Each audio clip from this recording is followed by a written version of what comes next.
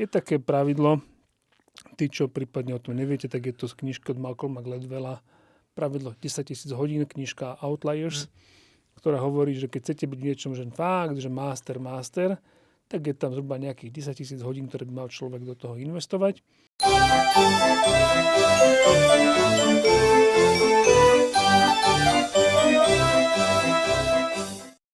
Nazdar, kolotočár. Čau, fešáčik. Spokojný so značením? No, Ja som spokojný. Výborne. Ako nič mi na tom vôbec neprekáža. Ľudia nás takto už spoznávajú, takže úplne v pohode. Výborne. No, mám dneska takú témičku, Daj. že my sme si v minulosti robili celkom srandu, že tu ľudia idú skúmať ako LinkedIn algoritmy, čo to robí, nerobí, aké sú typy, triky, lalala. No ale teraz aj my vidíme nejakú zmenu, lebo sa to chová nejako, že hodne ináč, ako sa to chovávalo v minulosti.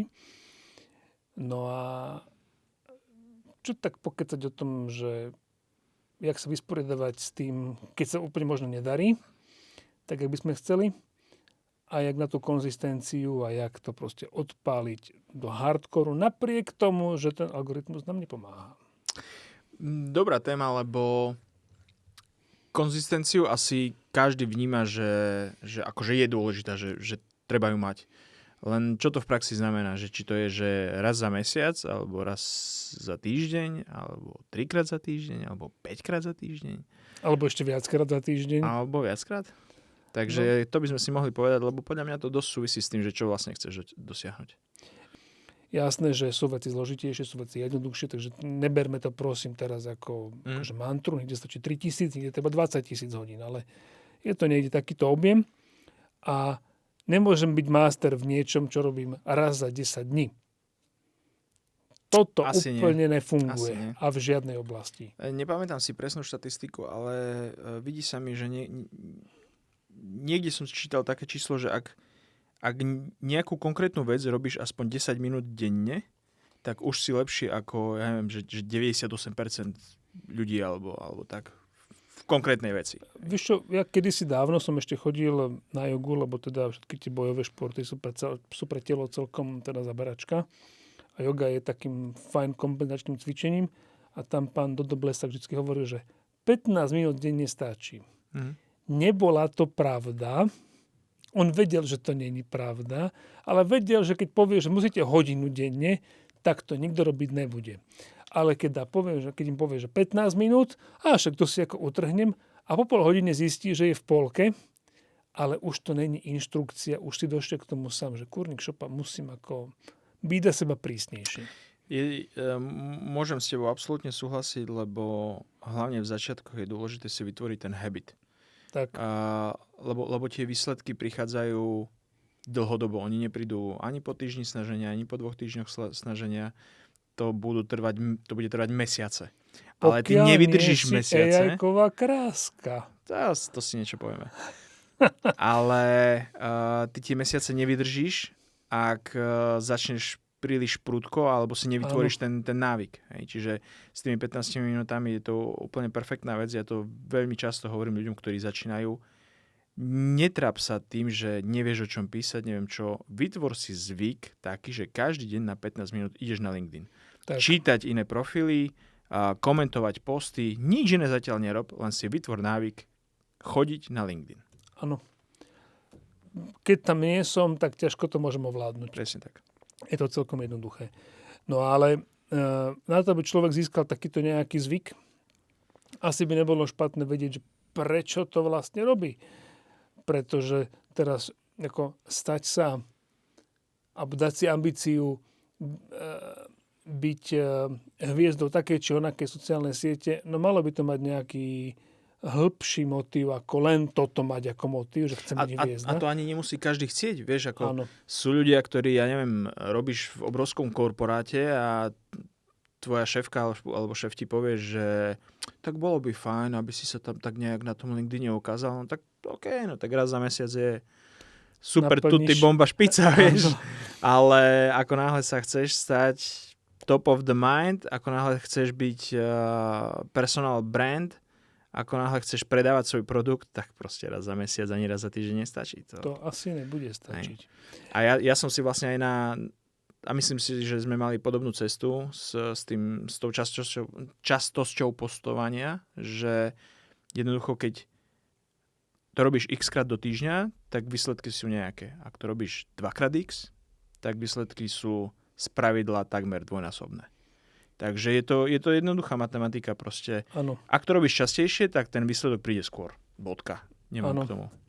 Tam skôr je problém v tom, že ľudia do toho strašne napália. 2 týždne do toho bušia, jak zmyslov zbavených. A potom zrazu to nezafunguje tak, jak akože si to vysnívali a potom sa na to logicky vykašľú. Vidíme to teraz po tom Infestivale. Vieš, ja mám pocit, že je to furt akože tá taká, že bublinka tých najaktívnejších, ale mám pocit, že každý zrazu ožil, každý postuje, zdieľa svoje emócie, zážitky, ale to je fajn. Radosti, starosti. Robia to často, ale koľky pri tom vydržia? Toto ma veľmi zaujíma. To uvidíme. Pozri, vieš, koľko napísal Amadeus diel? Wolfgang Amadeus? No ale to je to, čo my vieme, že treba robiť. No. Ja teraz len poukazujem na to, že v tejto chvíli sa zdá, že je tu veľký boom LinkedInu, ale ak nepríde v najbližších mesiacoch ďalšia konferencia, tak ja si myslím, že ten boom ako trošku upadne. Ty si späť dohodnúci na nejakých fičkách alebo niečo? Ja vôbec nič nenaznačujem, ale ako... Bol som prvý, kto to povedal. Zatiaľ nič, o čom by som vedel. No, takže kúkajte na tom robiť. Okrem školení s nami, za ktoré si môžete zaplatiť a vidieť nás naživo a rozprávať s nami. Tak, dostanete svoje 1,5 hodiny dvakrát. Takže je treba na tom proste robiť. Chce sa mi, nechce sa mi, kurník šopa, koho to zaujíma. Proste keď mám nejakú ambíciu, tak by som na to mal robiť. Otázka teraz ale je, že tú ambíciu by bolo hodné mať zadefinovanú, pretože my sme si robili srandu z toho na začiatku, že kto má čas na sociálne siete. Ale, ten, kto je v sračkách, musíme to povedať. Áno, ale tak ako blondínka s autami, Supercar Blondy, tí, čo prípadne nepoznáte, tak si vygooglite, v YouTubete. A iní sa stali...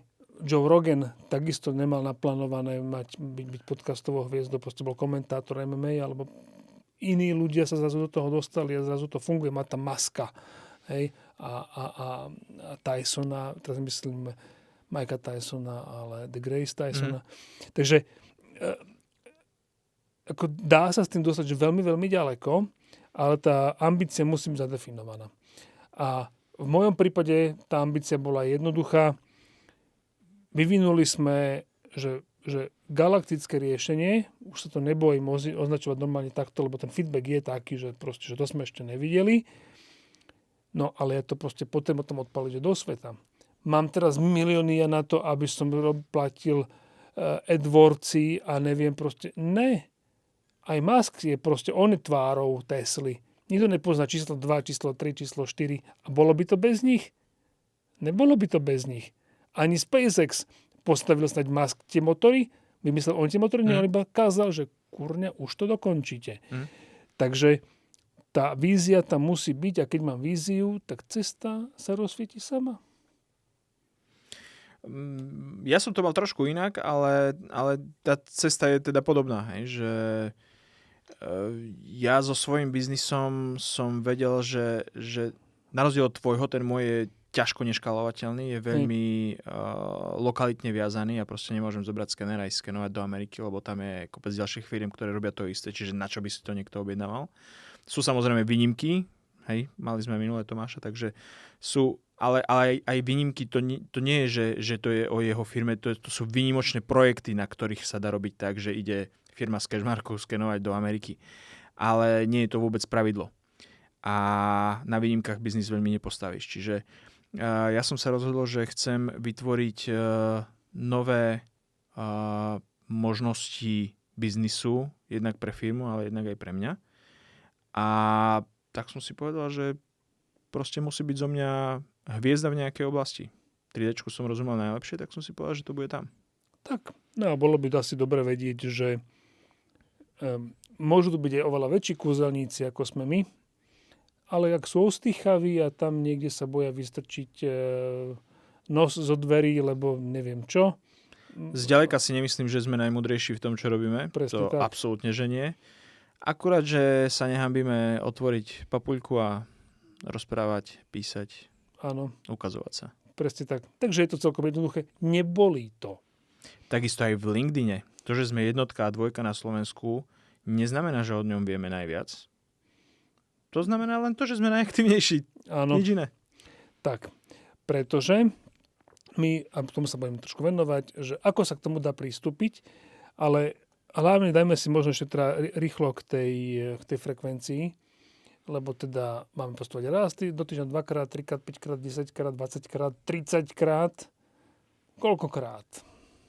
Máme tu totiž to rôzne výkonných ľudí v tomto zmysle. Aj my sa pohybujeme totiž to v nejakých bublinkách, povedzme, že mimo Slovenska, kde vidíme, ako ľudia k tomu vedia pristupovať a vidíme, že veľmi rôzne prístupy. Máme ľudí, ktorí postujú, že raz denne, to je, že ja, ty, dávame, že jeden, tu a tam dám dva, keď akože mám nejaký, nazvem to malý achievement, konferencia, fotečka, pozvánka, takáto nejaká, že prkotina, egoistická, tak to dávam ako druhý post v danom dni, lebo ten performance je nízky, ale chcem dať svetu o sebe vedieť, že kúkajte, že je pačka. Tak ja navyše mám ešte iný prístup k tomu. Ja mám ambíciu ešte viac zasiahnuť aj americký kontinent a trh.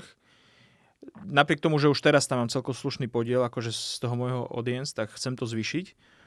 A aj s tým cieľom som začal postovať 2-krát denne a v trochu iných časoch, lebo cieľene chcem naberať publikum z tohto regiónu. A bohužiaľ, keď dám post o 8 ráno na Slovensku... Asi to v Amerike nebude fungovať. Prečíta to len Priyanka Gupta v Indii. Rozumiem.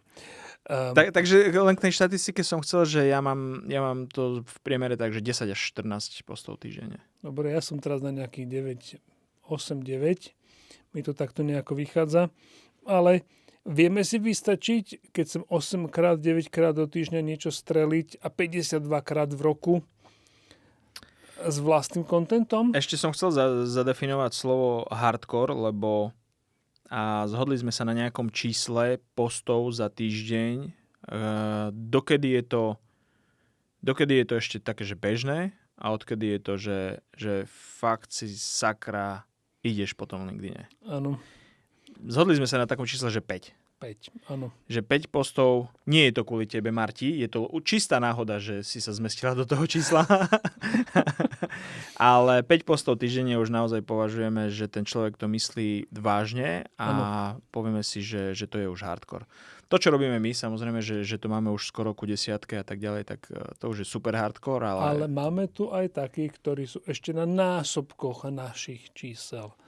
Takže aby ste vedeli, že teda nie sme najväčší blázni široko ďaleko, sú tu aj väčší. Takže 5 plus počítame, že teda už to myslíte naozaj, že vážne, ale samozrejme, že je to myslené pre nejakú zahraničnú audienciu, nie je to myslené pre čisto slovenský trh, lebo zase... Prečo nie? Možno by sa mohol fakt, že prejesť? Podľa mňa také niečo neexistuje. Ja neviem. Pozri, Peťo dával tie svoje... Peťo Strcula dával tie svoje rýchle biznis tipy a on to dával každý deň. No, 5 krát do týždňa. No dobre, tak OK. Ja si fakt nemyslím, že sa môžeš niečoho prejesť. Ako preješ sa ľuďom, ktorí principiálne nie sú tvoji ani že potenciálni klienti. To je jasné. Čiže tým, ktorým neprinášaš hodnotu, tak ty ťa prestanú sledovať, ale who cares, ako...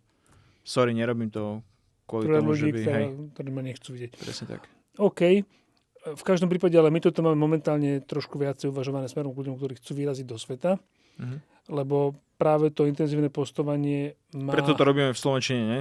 Presne tak. Lebo tie čísla, je ten algoritmus, tie čísla proste lietajú od 5,000 do niekoľko 100,000. To znamená, že to vždycky vidí neznáma skupina ľudí, my sa nevieme pozrieť, kto to videl. A už vôbec nie to ovplyvniť nejako vedome. Takže, no, ale k tomu kontentu, že vieme vygenerovať 5 kontentov plus týždenne, 52 týždňov v roku, že vlastného, teraz minus nejaká recyklácia, alebo to je akože v poriadku, ale neviem toľko toho vygenerovať. Tak, hej, aby teda všetkým to bolo jasné. Ideme sa baviť o ľuďoch, ktorí to idú robiť hardcore. Potrebujú robiť 5 postov týždenne.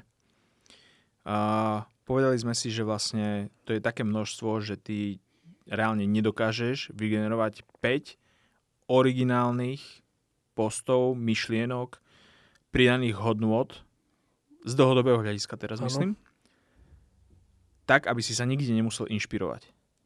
Tak, to musí byť veľmi tvorivý génius. Moc to nejde. A ako ani čas na to nemáš, vieš, lebo ako reálne vytvoriť originálny content, a to je jedno, že či to má byť fotka, video, nejaká rozprávka, zabiješ pri tom kopec času, čiže... Áno. Hej. A bude to tak, ako sa to môžu nezdať, ale fakt nesedím na LinkedIne celý deň. Nebudem ti toto nejakým spôsobom potvrdzovať, lebo nerad klamem do telky. Ukážem ti kalendári, koľko mám meetingov. Si videl to videjko? Neviem. Také memečko, taký malý chlapec v Markize, asi 20 rokov dozadu. Jožo, ty neklam do telky.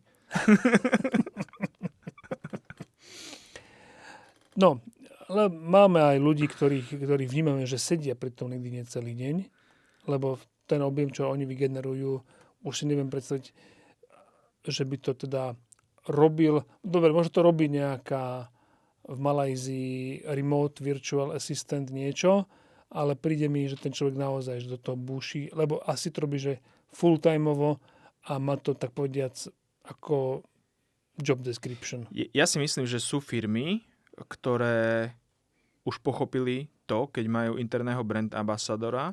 Hej. A odhliadnúc od toho, čo má ten človek napísané, akú má pozíciu, že ja neviem, že je sales director alebo čokoľvek iné, odhliadnúc od toho je jeho primárnym jobom sedieť na LinkedIne a proste vytvárať ten brand.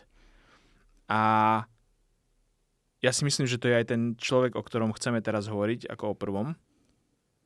Ja som myslel akože druhého, ale môžeme normálne na Floriana, lebo máme totiž to identifikovaných niekoľko typov influencerov.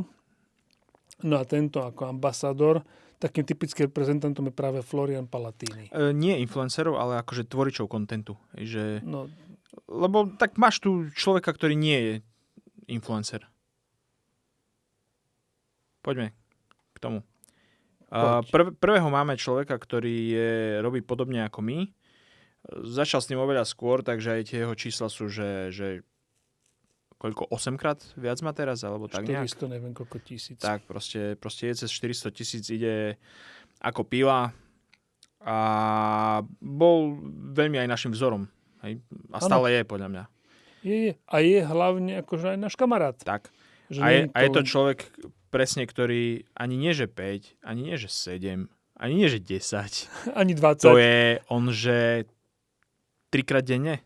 Hocikedy 3-krát denne? No minimálne, pretože posiela mi, akože cinka mi ten WhatsApp stále. No. Takže toto je, že akože super tutti bomba špica hardcore človek. A ide mu to. Hej, to nie je, že sa niekomu preje, ako sorry, má 400 000 followerov, komu sa prejedol? A Prepáč, že sa prejedol sesternici alebo bývalému šéfovi, ako who gives a fuck? No, sleduje ho 400 000 ľudí a majú z toho biznis jak svinia vo firme. A pred 4 rokmi, lebo to bolo takto v marci, keď udrela korona, tak my sme sa vlastne vtedy s Florianom zoznámili, mal 13 000 followerov. Ja teraz mám 400 000. Ja som mal vtedy, neviem, 3, 4, 5 000, nepamätám sa, to je jedno. On nejako úplne inde a on konštantne rastie, že strašidelným tempom. No, ale ide super bomby. Áno, jasné. Brutálne to funguje. Aby sme aj povedali, že ako to robí on, lebo chceme samozrejme, aby ľudia vedeli aj ako na toto, ak by niekoho to napadlo.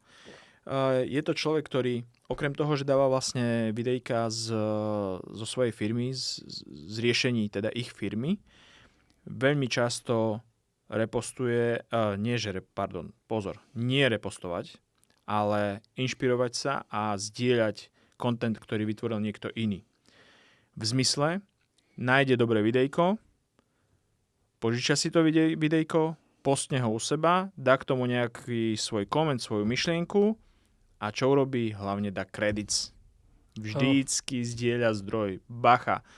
LinkedIn vám, jednak LinkedIn, ale aj ľudia vám budú tolerovať to, keď si požičate ich kontakt, ale nebudú tolerovať to, keď ich nebudete tagovať a kreditovať za ich výtvor. Akože máme tu ešte taký ako nešvár, ktorý som si všimol v poslednom čase, že my strelíme nejaké naše video a iní ľudia ho strelia a kredit nedajú, ani nepovedia, že díky za inšpiráciu. To je to, čo nám vadí. Hej. Áno, ale tak nejak. Preto to my nerobíme a ani nikomu neodporúčame. Áno, takže každému hovoríme, že robte to, lebo keď otagujete nejakého človeka a ten človek potom vám to lajkne, tak má to inú hodnotu ako...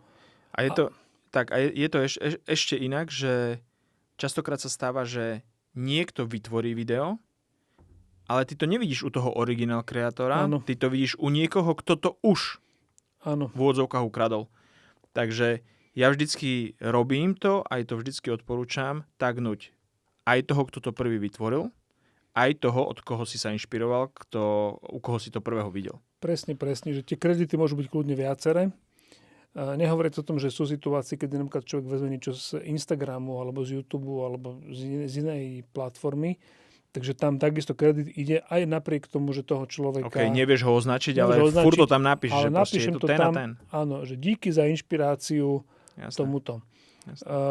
Je to že dobrým zvykom, lebo ak to neurobíte, tak už sa mi totiž to stalo v minulosti situácia, preto sa na to dávam pozor, že napríklad, že nevedel som nájsť ten originálny, tak som proste dal som, čo som našiel a potom mi tam dvaja ľudia napísali dokonca, že kámo, ale to robil akože hentam Jožo. Aha, dobre, edit, dopísať, Jožo, že super job, neviem čo, a tým dvom ľuďom explicitne sa poďakovať. Ďakujem za upozornenie, prepáč, nevedel som, je to napravené. Bam. A vďaka tomu, ale máte dvoch ľudí, ktorí vedia, že ste slušní a máte tretieho zdroj potenciálneho budúceho kontentu. Takže to, že som urobil, to není, že prešlo. No proste nevedel som. Ale viem aj to otočiť pekne na výhodu a potom je to všetko fajn. 99,9% ľudí sa nenahnevá, ak vezmete ich video, ktoré vytvorili. Tak ja mám, že jeden prípad. Ale každého sa to dotkne, ak ho nespomeniete. On to uvidí. Presne tak. Ja mám jeden, že som zobral, otagoval som mi to offerflow, že prečo som ho nerepostol. No preto som to nerepostol, debil, lebo takto to má oveľa väčší impact aj pre teba. Hej, ale som povedal, že prepáč. Tak mám tiež takéto. Na budúce ťa akože to repostnem, no už od neho nič nezoberiem. Akože si môže fúkať kockový cukor. Možno, že teraz je vhodná doba, lebo myslím v podcaste, povedať aj tak na hrubo, že odkiaľ vlastne čerpáme, lebo to nie je len LinkedIn. Hej. Už si spomenul, že sme aj na Twitteri ako pozorovači a sledovači, takže snažíme sa aj tam hľadať inšpiráciu, nejaký Instagram, TikTok. Ja mám ešte jeden kanál a to je, že ľudia mi posielajú veci. Že toto si videl? Áno. Normálne, že má to upozornenie, ja som pekne poďakujem, strelím to na druhý, na tretí deň, on je šťastný, jak blchá, lebo samozrejme aj on je otagovaný, som mu tam pekne poďakujem a všetci sú vysmatí. Tu nie je nikto porazený. To som ja víťaz, on je víťaz, ten autor je víťaz, proste to sú všetci iba víťazi. Že dá sa tá hra urobiť, že to je že big plus game. No, čiže ak to zoberieme akože zo všeobecnosti, aby sme nemuseli všetko menovať, tak akože akákoľvek sociálna sieť v princípe môže byť zdrojom, len si to tam treba vyfiltrovať, sledovať správnych ľudí, ktorí súvisia s tou tvojou témou, sledovať, ja neviem, nejaké skupinové čety, nejaké firmy a tak ďalej. Ja som napríklad aj v zopár takých, že telegramových skupinách alebo whatsappových skupinách, kde sa zdieľajú nejaké veci, čiže tých zdrojov je neurekom, len treba byť aktívny aj mimo LinkedInu. Nie v zmysle aktívny, že by som niekomu vral, že musí všade tvoriť obsah a musí komentovať a tak ďalej, ale v zmysle hľadať tie zdroje. Hej? Že aktívne proste to vyhľadávať a nečakať, že niečo k tebe príde. Tak, ale jedna vec zase je dôležitá, že môžu byť rôzne zdroje, ale malo by sa to držať nejaké témy. Jednoznačne. Lebo ja som mal v minulosti také ako experimenty, lebo tak hýbem sa v priemysle, hýbem sa v ITčku, sú mi blízke aj nejaké tie leadershipové managementové otázky. A teraz, že o čom to ja mám vlastne písať? No keď som to miešal dohromady, tak som to na konci zhodnotil negatívne, lebo ja môžem mať nejaké leadershipové názory, postoje, neviem čo, ale ja nejdem budovať konzultingovú HR, neviem jakú firmu. To, že ja mám na tie veci, povedzme, že celkom jasný názor a viem, prečo to vidím tak a nie inak, a že možno aj viem niekomu celkom dobre poradiť, to neznamená, že to je teraz moja agenda práve tu. Hej, nie je to moja agenda a ja môžem občas niečo takéto dať, ale mojou agendou nie je byť motivačný speaker na LinkedIne. Na LinkedIne som kvôli biznisu, je to úplne že jednoduché. Proste tú firmu chceme odpáliť do vesmíru a to musíme predávať. Je to, že takto priamo čiare. Držanie sa témy je jeden z 3 zlatých bodov, ktorých sa treba držať. To sme mali samostatnú časť k tomu, bola to 4. časť, keď si to chcete pozrieť. Určite k tomu znova ešte urobíme. Určite toto bude aj predmetom školenia, ktoré organizuje Peťo Strcela s Martinom Volekom, kde my budeme dvaja jednými z mentorov. Čiže aj toto tam bude téma a je to absolútne kľúčové. Proste nemôžeš, keď chceš predávať digital twin, nemôžeš písať o boxe. Proste je ti to na hovno. Písať. Nemôžeš. Nemôžeš. Môžem, ale 4-krát do roka. 4-krát do roka. Okay. Hej, nie Cheat days. No ale takto, tých cheat days je viacej, lebo napríklad zniesie to aj nejaké akože funny niečo, hej? Ale zase... Ale vieš, ako som to myslel, že to proste nemá byť tvoja denná téma. Proste ty závidíš, že nemáš nič poriadne z gymu, tak teraz si sa to utieráš pušinku. Prepač, musel som. A mohol som. Daj si. Dobre, poďme na ďalší typ influencerstva, alebo teda ja neviem, vieš, pre to všetko influencer, ja v tom ako tú kategorizáciu nemám potrebu. Tak nie, lebo keď to robíš kvôli svojmu biznisu, tak to nie si influencer, vieš. Prepoč, ja som bol, že 3 Industry 4.0 influencer. A robím to kvôli svojmu biznisu a nie je mojou ambíciou byť. To, čo chcem dať ako druhý príklad, to je Jeff Winter, áno, ktorý je vyslovene sa postavil do tej pozície neviem, jakého lídera. Pozdravujeme Miky Plichta.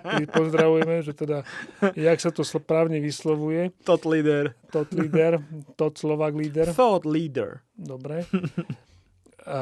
Takže on si vyslovene postavil celú agendu na tom, že on vyrába kilometrové posty s infografikami, každý deň niečo, porešeršované všetky Accenture, McKinsey, Deloitte, neviem proste ešte koho, KPMG a PwC.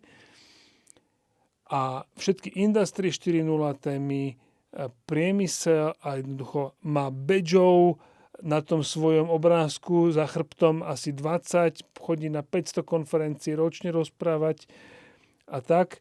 No, on si tú agendu postavil takto. Je dôležité upozorniť na ten rozdiel, že kým Florian 99% jeho obsahu je prebratého, tak u Jeffa Wintera je to naozaj akože tvrdo odsedené, odmakané. Nevrám, že si to robí sám, možno, že mu to niekto chystá a tak ďalej. Aj keď tvrdí, že si to robí sám, ale to by potom znamenalo, že to robí full time. Hej. Čo akože kľudne môže byť, hej? Ale on sa naozaj radí k tej kategórii thought leader, kde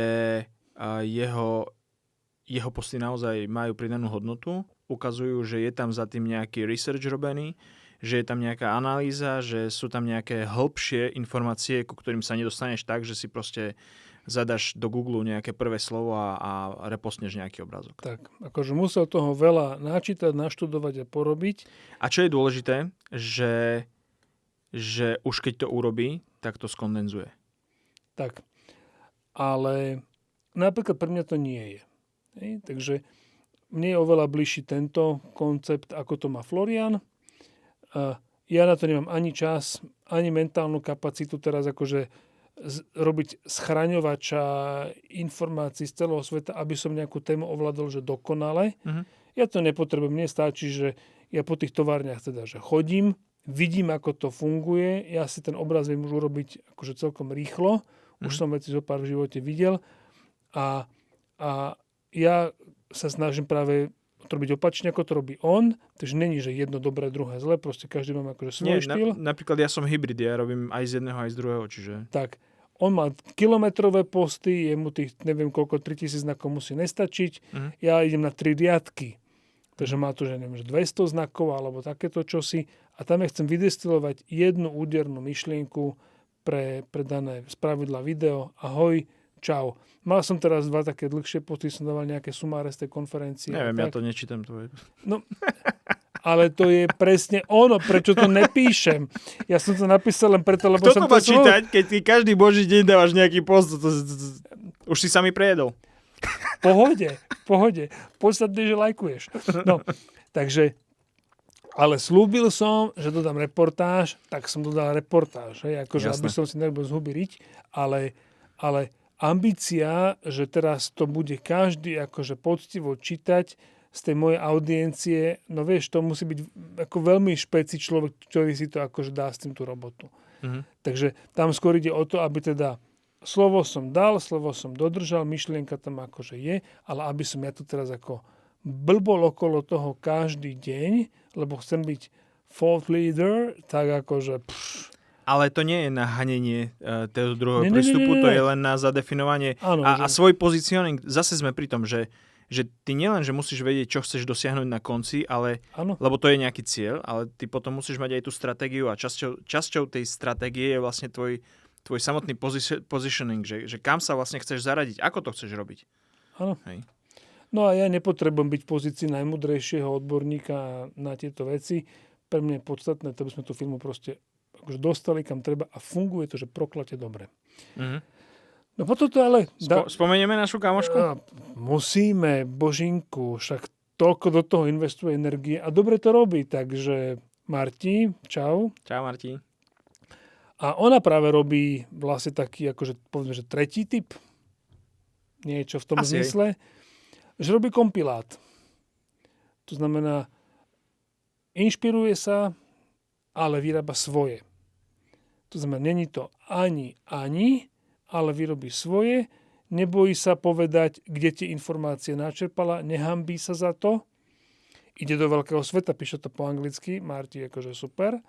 Hej. A napríklad ten, že Winter, že akože vidím, že pravidelne komentuje. Hej. Tak aj Ulrich a iní. Asi sa chce dostať na Slovensko. Určite. Máme to lepší chleba ako v Amerike. Takže normálne, že vidíte, že ľudia, ktorí majú, že Jeff má vyše 100 000, Uli má 90 000, neviem čo, akože, a zrazu kočka z Bratislavy, ktorá si povie, že ide ako do LinkedInu a že ide robiť nejakú lektorku, tak zrazu lajkujú jej posty ľudia, ktorí majú pomaly viacej followerov ako je užívateľov LinkedInu aj na Slovensku. Dá sa to. Áno, ja to volám, že to je taký, že informačný hub, to, čo robí ona. Alebo lievik, ešte to môžeme nazvať alternatívne. Ide o to, že ona sleduje ľudí, ktorí majú dáta, ktorí majú prístup k analýzám, ktorí vedia sledovať aj to, čo bežný človek nevie sledovať, lebo spravujú tisíce LinkedInových kont, majú 10 rokov skúseností so štatistikami, s vývojom algoritmu a tak ďalej. Čiže týchto ľudí veľmi intenzívne sleduje, študuje, čo postujú, študuje, čo vydávajú a z toho robí tie kompiláty, o ktorých hovoríš ty. Čiže ona vlastne vytvorí zjednodušenú verziu toho, čo niekto iný musel hardkorovo získať. Áno. ona vytvorí jednoduchšiu verziu, ktorú aj bežný užívateľ LinkedInu proste zvládne prečítať, zvládne to pochopiť a zvládne si z toho zobrať niečo dobré. A naimportuje to na Slovensko. A je to pridaná hodnota absolútna. Výborne, akože mne sa to páči. No, takže začali sme ale tým, že treba nejakú víziu. No, máme viacero možností, ako tá vízia môže byť nastavená. Teraz nemyslím, že konkrétne, ale že je to vízia, že moja, že chcem mať ja svoj brand, a má to byť firemný brand, alebo chcem predávať, alebo chcem len značku. Pri tom Legu, keď sme sa bavili s Ľubkou, tak jej išlo o to, aby Lego proste zarezonovalo, ale nešlo o to, že aká je teraz tržba na hentom alebo tamtom Legu. Hej. Takže napríklad u mňa je to dneska postavené, že áno, že tlačím Twinzo, lebo samozrejme ja potrebujem to predávať. Hej. A nielen kvôli investorom, ale aj kvôli ako vôbec, že ako je to biznis. Nerobíme to len preto, že nás to baví. Akože baviť nás to brutálne baví, ale není to jediná vec. Musíme platiť hypotéky, faktúry, leasingy, všetko. Takže tlačím značku Twinzovú, ale nič nebráni v tom, aby som budoval pritom aj tú svoju. Lebo je to startup a pointa startupu z hľadiska biznisového je jedného dňa tú firmu odpáliť. Hej? Proste predať ju niekomu strategickému a ide sa ďalej. No a samozrejme, prečo by som nemohol využiť tú páku, ktorá vzniká z LinkedInového môjho profilu pre jednu, druhú, tretiu firmu, v budúcnosti nejakú ďalšiu. Tam není porazeného, tam sú len beneficienti. Ja by som sa pokúsil ešte znova zdôrazniť to, že keď hovoríme o tom, že treba tvoriť často a konzistentne, tak my nemyslíme to, že ty potrebuješ vymyslieť teplú vodu v studenom kohutiku. Ty nevymýšľaj koleso. Inšpiruj sa. Zbieraj informácie, zbieraj námety od iných ľudí. Dodaj tam svoju myšlienku, ale nesnaž sa akože 5-krát, alebo 3-krát, 4-krát, 5-krát do týždňa vymyslieť koleso, ako to nemá zmysel. To sme si koľkokrát hovorili, že však my sme tu na zaprdenom Slovensku, ako to, čo my tu prídeme s nejakou prevratnou myšlienkou, v 99% prípadov už inde sa predáva v supermarkete. Pravda, ak nepočítame Twinzo, Capturing Reality. Twinzo. Preto som povedal 99%. Ale máme tu aj Capturing Reality, máme tu Slido, máme tu akože... A to je to 1%. Akože sú aj odtiaľto firmy, ktoré vyrobili jasné. niečo, že zemegula z toho pada na zadok. Takže ako dá sa to, len to treba proste odpáliť. OK. Možno by sme mali ešte rýchlo dať naše nejaké vlastné porovnanie, lebo ľudia môžu mať pocit, že robíme to isté. Ale vlastne nerobíme to. Ani nielen teda, že content nie je úplne rovnaký. Tak už sme to naznačili pri tom Florianovi, hej, že takže úplne na prvý pohľad sa ľuďom môže zdať, že robíme na vlast to isté a že nám to proste obidvom nejak funguje, ale my máme v princípe akože dosť rozdielne tie naše prístupy a aj ten content samotný. Hej. Že ty si začal už vysvetľovať to tým, že aké sú tvoje témy, okolo ktorých robíš. A čo pred 3 dňami sme mali takú vtipnú debatu, že ty si tam dal nejakých robotov do postu. A ja ti hovorím, sorry Mišo, ako na prvý pohľad robíme rovnaké kontenty, ale ja ti toto neviem ani okomentovať, lebo to je proste, že úplne mimo mojej témy. Na druhej strane v tvojej téme to je. Hej, čiže... my sme Industry 4.0 a tam roboty patria. A to, že my automatizácia robotics, absolútne jasné. Tak, a to, že my priamo roboty nerobíme, no ale chcem vedieť performance toho robota a to už je potom zase naša téma. Jasné. To ti úplne ti to beriem ako za plusový beda, patrí to k tvojej téme. K mojej nie.